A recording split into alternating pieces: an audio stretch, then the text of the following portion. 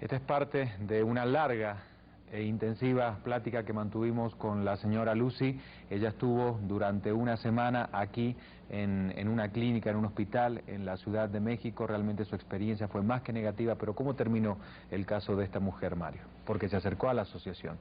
Así es una persona que estuvo en la clínica San Rafael, atendida por personal también religioso, o sea, monjas del Sagrado Corazón y religiosos de la Orden de San Juan de Dios. Esto nos habla de que se ha extendido tanto estos tratamientos psiquiátricos que hasta los religiosos los ponen. Es duro, pero sacerdotes ponen estos tratamientos, se pone en la Armada, se pone en el Seguro Social, en la Clínica 23.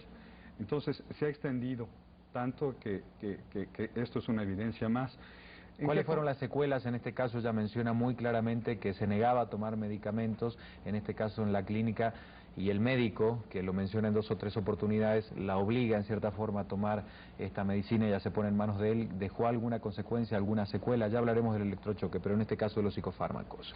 La secuela de estos fármacos son camisas de fuerza eléctricas, o sea, el aquinetón, el aldol, el estelincine, el mayeptil, todas estas son camisas de fuerza. Entonces entra a uno de estos lugares y se te dan pastillas como si fueran a granel, en vasitos, como salen en las películas hollywoodenses.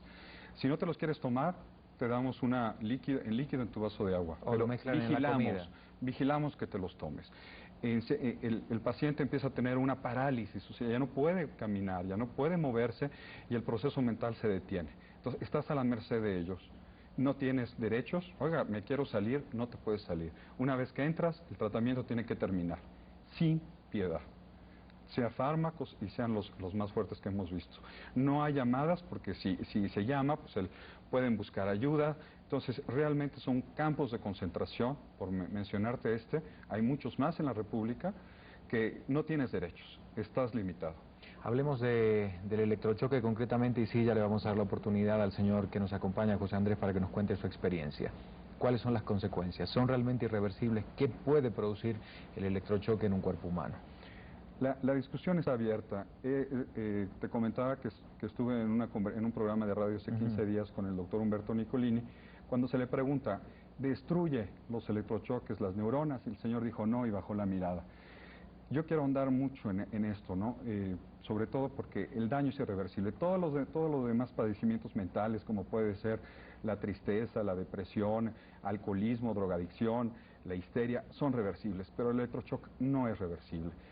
No tiene fundamento médico. No tiene fundamento médico porque no hay ningún psiquiatra que le conste o sepa en qué consiste esta terapia, que le llaman de muchas maneras: electrochoques, electrocompulsiva, estimulación neuronal, y ahora la última palabra es terapia eléctrica, ¿no? Electroterapia, perdón. Entonces, fundamento científico, nadie sabe cómo compone. Al no saber cómo compone, dicen, bueno, pues los resultados, es evidente el maltrato que se le da al paciente, evidente la transformación que tiene, pues quemar todo su proceso mental, toda la interconexión maravillosa que tenemos en el cerebro, pues sí hay algo evidente de que cambia la persona, pero a nadie le consta. Ahora, ¿en qué caso se aplica? Tomemos en cuenta, bueno, debemos decir, yo creo que hay mucha gente de la República Argentina y de Chile que debe recordar en la página o en la triste historia de los procesos militares aquello que era conocido como la picana, que se utilizaba precisamente como elemento de tortura a todos los presos no políticos, a todas las personas que en muchos casos fueron desaparecidas. La famosa picana es la técnica del electrochoque, pero en el tratamiento psiquiátrico, aquellas personas con cuadros muy severos, con cuadros incontrolables, muy agudos, ¿no es recomendable, no se aplica? ¿En qué casos? Mira, ahorita que mencionaste la tortura, sí. hay un ejemplo muy grande que es en Rusia, en la antigua Rusia, en las unidades de países soviéticos. Ahí utilizaron la psiquiatría para los disidentes que creían en el modelo capitalista, utilizar la psiquiatría y cambiar a esas personas en electrochoque. Bueno, algo que tiene en común el electrochoque con la picana es que es electricidad. Claro. Es 140 a 460 voltios. Esto es, quiero evidenciar y quiero meterme un poquito a profundidad en lo que es la electricidad. ¿Qué produce la electricidad? El primer efecto es el calor. O sea, hay una elevación de la temperatura en cualquier situación. Si uno mete la mano en un enchufe, se calienta, empiezan a reventarse los tendones, empiezan a procesarse las proteínas, empieza a necrotizar el tejido. ¿Qué pasa esto en el cerebro? Primer efecto, el calor empieza a calentarse, empieza a ebullir toda la materia y se producen gases. La electrólisis, los que han estado en el laboratorio que producen hidrógeno y oxígeno mediante la electricidad, sabrán esto. Esto mismo se produce en el cerebro y el gas rompe y estalla la cavidad craneal. Otro efecto es que la electricidad ante el tejido humano se dilata, se expande. Otro efecto, que se expande el cerebro y destruye aún más este centro nervioso. Otro efecto, el químico. Toda la polaridad de las sustancias cambia. O sea, antes era una, ahora es otra. Y por último, el efecto eléctrico. Este efecto eléctrico es el más terrible. Hay muchas áreas que se afectan, las glándulas, los hemisferios y la corteza cerebral.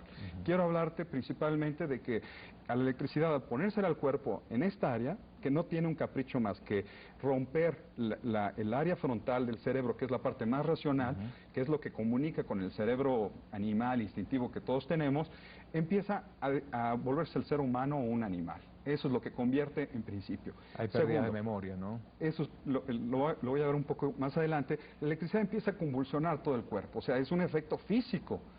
Ponen sujetadores bucales para que no se rompa el paciente los dientes.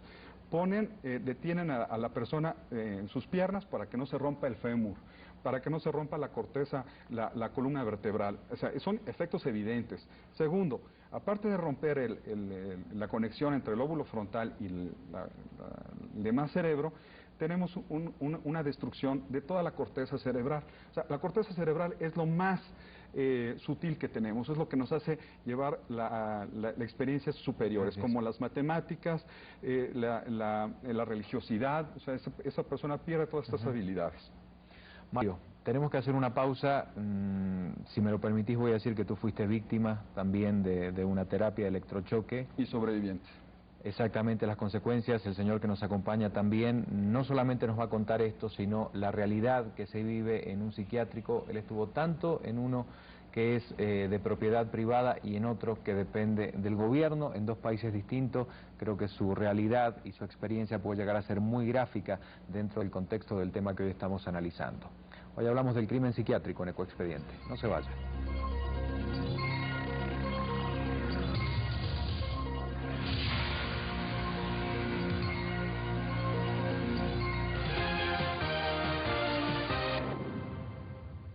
Está con nosotros, lo presentamos al inicio de este programa, el señor José Andrés. Él quiere dar su testimonio, él asegura haber sido víctima del crimen psiquiátrico.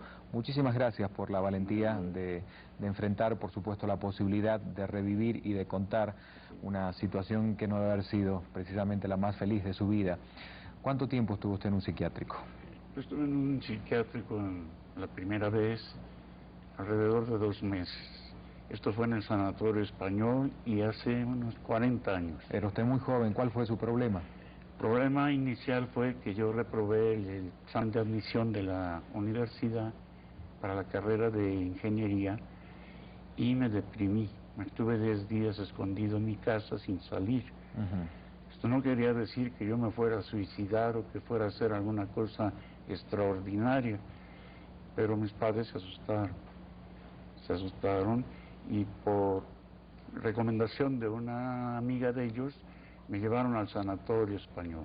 Directamente al sanatorio, sin una consulta previa, en un lugar particular con un psiquiatra. ¿Qué pasó en ese sitio? Miren, en el Sanatorio Español, para empezar, no sé si en esta época o en aquella era experimental la psiquiatría, ¿no? Sin valorarme grandemente, determinaron que yo era un,